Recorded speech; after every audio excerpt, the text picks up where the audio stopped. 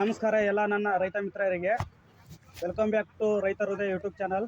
ಸ್ನೇಹಿತರೆ, ನಿಮಗೆ ನಾನು ಈ ವಿಡಿಯೋದಲ್ಲಿ ಏನು ತಿಳಿಸೋಕ್ಕೆ ಪ್ರಯತ್ನ ಪಟ್ಟಿದ್ದೀನಿ ಅಂದರೆ ಆಫ್ರಿಕನ್ ರೆಡ್ ನೇಪಿಯರ್ ಈ ಒಂದು ಮೇವಿನ ಬಗ್ಗೆ ನಿಮಗೆ ನಾನು ತಿಳಿಸ್ಕೊಡ್ತೇನೆ. ನೀವು ಕೇಳ್ಬೋದು ರೆಡ್ ನೇಪಿಯರ್ ಮತ್ತು ಗ್ರೀನ್ ನೇಪಿಯರ್ ಇದಕ್ಕಿರೋ ವ್ಯತ್ಯಾಸ ಏನು ಅಂತ, ಅದನ್ನೆಲ್ಲ ನಿಮಗೆ ಗೊತ್ತಾಗ್ಬೋದು. ಎಲ್ಲ ಒಂದೇ ಥರ ಹೇಳ್ಬೋದು. ಆದರೆ ಹಸಿರು ನೇಪಿಯರ್ಗಿಂತ ಈ ಕೆಂಪು ನೇಪಿಯರ್ದಾಗ ಏನು ಇದ್ರ ವಿಶೇಷತೆಪ್ಪ ಅಂದರೆ ಇದರಲ್ಲಿ ಪ್ರೋಟೀನ್ ಅಂಶ ಮತ್ತು ಫೈಬರ್ ಅಂಶ ಒಂದು ಜಾಸ್ತಿ ಇರುತ್ತೆ ಕಂಪೇರ್ ಟು ಗ್ರೀನ್ ನೇಪಿಯರ್. ನೋಡ್ಬೋದು ನೀವು ಇದು ಯಾವ ರೀತಿ ಬಂದಿದೆ ಅಂತ ಹೇಳಿ ಕಾಸೆ. ಇದು ಈ ಥರ 5 ಫೂಟ್ ಇವಾಗಿದೆ. ಇದು ಕಡಿಮೆ ಅಂದರೂ 15ರಿಂದ 20 ಫೂಟ್ವರೆಗೂ ಬೆಳೆಯುವ ಸಾಮರ್ಥ್ಯ ಇದ್ದು ಕೊಂಡ್ರಾಗೆ ಇದು 15ರಿಂದ 20 ಫೂಟ್ ಬೆಳೆದ್ರು ಇದರ ದಂಟು ಇದು ಬಿರುಸಾಗುತ್ತೆ ಇಲ್ಲ ಅಂತ ನೀವು ಡೌಟ್ ಇರ್ಬೋದು ನಿಮಗೆ. ಸ್ನೇಹಿತರಲ್ಲಿ ನೀವು ನೋಡ್ಕೋಬೋದು ಬೇಕಾದ್ರೆ ದಂಟು ಇದು ಯಾವ ರೀತಿಯಾಗಿ ಮೃದುವಾಗಿದೆ ಅಂತ ಹೇಳಿ ನೋಡ್ಬೋದು. ಯಾವ ರೀತಿಯಾಗಿ ಇದು ಸ್ಮೂತ್ ಆಗಿದೆ.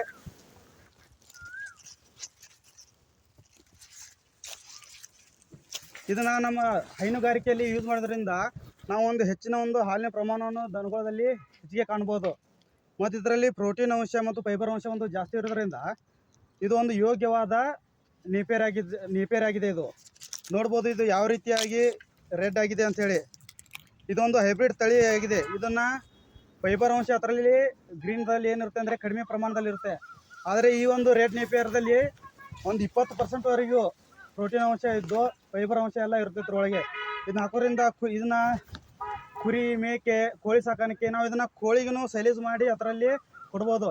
ಇದನ್ನ ಸೈಲೇಜ್ ಮಾಡಿ ಒಂದು ಶೇಖರಣೆ ಮಾಡೋದ್ರಿಂದ ನಾವು ಹೆಚ್ಚಿನ ಒಂದು ಆದಾಯವನ್ನು ಪಡೆದುಕೊಳ್ಬೋದು. ನೋಡ್ಬೋದು ಸ್ನೇಹಿತರೆ ಯಾವ ರೀತಿಯಾಗಿ ಎಲ್ಲ ರೈತರಲ್ಲಿ ಹೆಚ್ಚಿದ್ದಾರೆ ಅಂತೇಳಿ. ರೈತರನ್ನ ಕೇಳೋಣ, ಇದರಿಂದ ಅವರಿಗೆ ಹಾಲಿನ ಪ್ರಮಾಣ ಹೆಚ್ಚಾಗಿದೆ ಇಲ್ಲ ಅವ್ರನ್ನ ಕೇಳೋಣ, ಮಾತಾಡ್ಸೋಣ. ಸರ್ ನಮಸ್ಕಾರ. ಸರ್ ನಮಸ್ಕಾರ. ಇದು ಎಷ್ಟು ವರ್ಷ ಆಯ್ತು ಸರ್ ಇದನ್ನ ಹಚ್ಚಿರಿ ನೀವು? ಈಗ ಒಂದು ವರ್ಷದ ಮ್ಯಾಗ ಆಯ್ತು ನೋಡ್ರಿ. 1 ವರ್ಷದ ಮೇಲೆ ಆತೇನ್ರಿ? ಇದು 1 ವರ್ಷದಾಗ್ರಿ ಅಂದ್ರೆ ಎಷ್ಟು ಕುಳಿ ಕೊಯ್ಬೋದ್ರಿ ಸರ್ ನಾವು ಇದನ್ನ? ಇವನ್ನ ಈಗ 8ನೇ ಕುಳಿ ನೋಡ್ರಿ. ಈಗ 8ನೇ ಕುಳಿ ರೀ. ಸ್ನೇಹಿತರು ನೋಡ್ಬೋದು ನೀವು ಇದರ ರೆಡ್ ನೇಪಿಯರ್ ಏನೈತಿ 8 ಕುಳಿ ಇದು ಇವರ ಕೋದಾರಂತ್ರಿ. ಇದನ್ನ ಆರ ಗ್ರೀನ್ ನೇಪಿಯರ್ ಏನೈತಿ ಅದು ಒಂದು 4ರಿಂದ 5 ಸತ ಕುಳಿ ಅಷ್ಟೇ ನಾವು ಕೊಯ್ಬೋದು. ಬಟ್ ಇದು ಕಂಪೇರ್ ಟು ಗ್ರೀನ್ ನೇಪಿಯರ್ ಇದನ್ನ ನೋಡಿದ್ರೆ ನಾವು 8 ಕುಳಿ ಕೊಯ್ಬೋದು. ಸರ್ ಮತ್ತೆ ನೀವೆಲ್ಲ ಇದು ಯೂಸ್ ಮಾಡ್ತಿದ್ರಲ್ಲ 1 ವರ್ಷದಿಂದ ರೀ, ಇದು ನಿಮ್ಗೆ ಹಾಲಿನ ಪ್ರಮಾಣದಾಗ ಏನಾರ ಹೆಚ್ಚು ಕಮ್ಮಿ ಅನ್ಸುತ್ತೆ? ಹಾಲು ನಮ್ಗೆ ಹೆಚ್ಚಾಗ್ಯಾವ್ರಿ. ಮತ್ತು ನಮ್ಮ ದನಗಳು ಮಾತ್ರ ಇದನ್ನ ಒಟ್ಟ ಏನು ಒಂದೇಳೆ ಹಂಗೇನೋ ಬಿರ್ಸಾವ್ರು ಒಟ್ಟ ಏನು ಬಿಟ್ಟಿಲ್ರಿ ಅವ್ನ. ಈ ದಂಟ ಒಟ್ಟ ಬಿರ್ಸ್ ಬರೋದಲ್ರಿ? ದಂಟ ಭಾಳ ಬಿರ್ಸು ಬರೋದಲ್ರಿ. ಅಗದಿ ಮೆದು ನಮ್ಮ ಯಾವ ದನಗಳು ಇದನ್ನ ಬಿಟ್ಟಿಲ್ಲ ಇನ್ನೂವರೆಗೂ. ದನಗಳು ಒಟ್ಟ ಇದು ಬಿಡ್ಲಾಕ ದಂಟ ಪಂಟ ಏನು ದಂಟ ಪಂಟ ಎಲ್ಲ ಇದನ್ನ ಮೊದ್ಲಾಗಿ ತಿಂತಾವ್ ನೋಡ್ರಿ.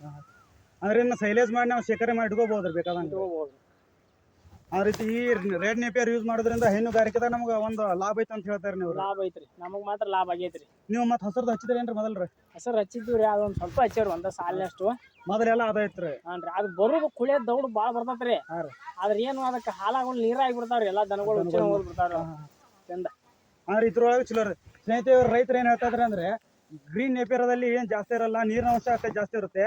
ಆದ್ರೆ ಇದನ್ನ ಕಂಪೇರ್ ಮಾಡಿದಾಗ ಏನಾಗುತ್ತೆ ಇದರಲ್ಲಿ ಫೈಬರ್ ಅಂಶ ಮತ್ತು ಪ್ರೋಟೀನ್ ಅಂಶ ಜಾಸ್ತಿ ಇರೋದ್ರಿಂದ ಇದನ್ನ ಹಾಕೋದು ಉತ್ತಮ ಅಂತೇಳಿ ರೈತರ ಒಂದು ಅಭಿಪ್ರಾಯ ತಿಳಿಸಿದ್ದಾರೆ. ನಿಮಗೆ ಇನ್ನೂ ಹೆಚ್ಚಿನ ಮಾಹಿತಿ ರೆಡ್ ನೇಪಿಯರ್ ಬಗ್ಗೆ ಬೇಕಂದ್ರೆ ನಮಗೆ ಕಾಲ್ ಮಾಡಿ ನಿಮಗೆಲ್ಲ ಒಂದು ತಿಳಿಸ್ಕೊಡೋ ಪ್ರಯತ್ನವನ್ನು ನಾವು ಮಾಡ್ತೀವಿ.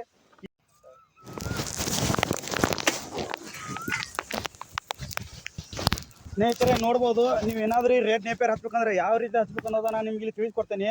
ಇಲ್ಲಿ ಕಣ್ಣು ಇರುತ್ತಲ್ಲ, ಇದು ಅರ್ಧ ಭಾಗ ಇಷ್ಟು ಭೂಮಿಯಲ್ಲಿ ಊರಿರ್ಬೇಕು. ಇಲ್ಲಿ ತೋರಿಸ್ತಾನೆ ಬನ್ನಿ ನಿಮಗೆಲ್ಲ. ಇಲ್ಲಿ ಕಣ್ಣುಗಳು ಇರ್ತವೆಲ್ಲ ನೋಡ್ಬೋದು. ಗರಿ ಎಲ್ಲ ಯಾವ ರೀತಿ ಒಂದು ಸ್ಮೂತ್ ಆಗಿದೆ ಅಂತ ಹೇಳಿ. ಮತ್ತು ಇದು ದನಗಳು ಇದನ್ನ ನಾವು ಹಾಕೋದ್ರಿಂದ ಇದು ಜಲ್ದಿ ಒಂದು ಜೀರ್ಣಕ್ರಿಯೆ ಆಗುತ್ತೆ ಇದು ದನಗಳ. ಯಾಕಂದ್ರೆ ಇದು ಒಂದು ಸ್ಮೂತ್ ಆಗಿರೋದ್ರಿಂದ ಇದು ಜಲ್ದಿ ಜೀರ್ಣವಾಗುತ್ತೆ. ಇದು ನೋಡ್ಬೋದು ಇಲ್ಲಿ ಕಣ್ಣುಗಳು ಇರ್ತಾವಲ್ಲ, ಒಂದು ಈ ಒಂದು ಗ್ಯಾಪಲ್ಲಿ ನಾವು ಕಟ್ ಮಾಡ್ಕೊಂಡು ಇದನ್ನ ಸರಿಯಾಗಿ ಒಂದು ಹಸಿ ಜಾಗದಲ್ಲಿ ಹಚ್ಬೇಕು. ಇದನ್ನೆಲ್ಲ ಈ ಕಣ್ಣು ಭೂಮಿಯಿಂದ ಸ್ವಲ್ಪ ಮೇಲೆ ಇರಬೇಕು, ಒಂದು ಅರ್ಧ ಭೂಮಿಯಲ್ಲಿ ಇರಬೇಕು. ಆ ರೀತಿ ಇದನ್ನ ಹಚ್ಚಬೇಕು. ನೋಡ್ಬೋದು ಇವಾಗ ಇದು 5 ಫೂಟ್ ಇದೆ. ಇದು 5 ಫೂಟ್ ಮೇಲೆ ಒಂದು 5ರಿಂದ 6 ಫೂಟ್ ಇದೆ.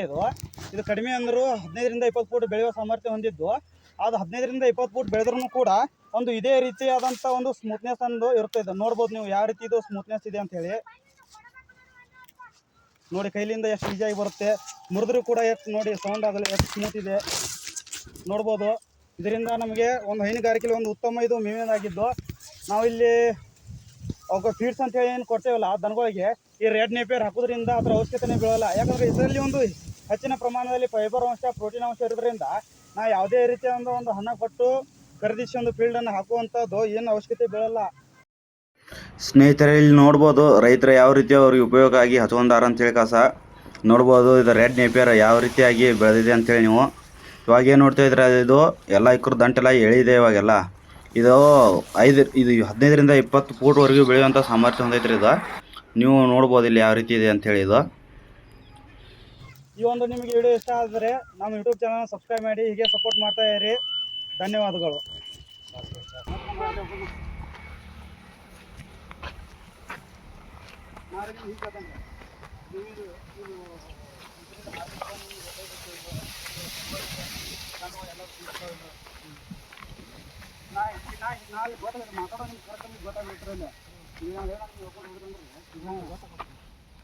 ನಾವು ಬೇರೆ ಇಲ್ಲಿ ಮಾತಾಡುವಾಗ ಅಲ್ಲಿ ಒಬ್ರಿಗೊಬ್ರು ಮಾತಾಡ್ತಾರೆ, ತಾನೇ ಆಟೋಮೆಟಿಕ್ ಬಂದ್ಬಿಡ್ತೈತ್ರಿ ಅದು.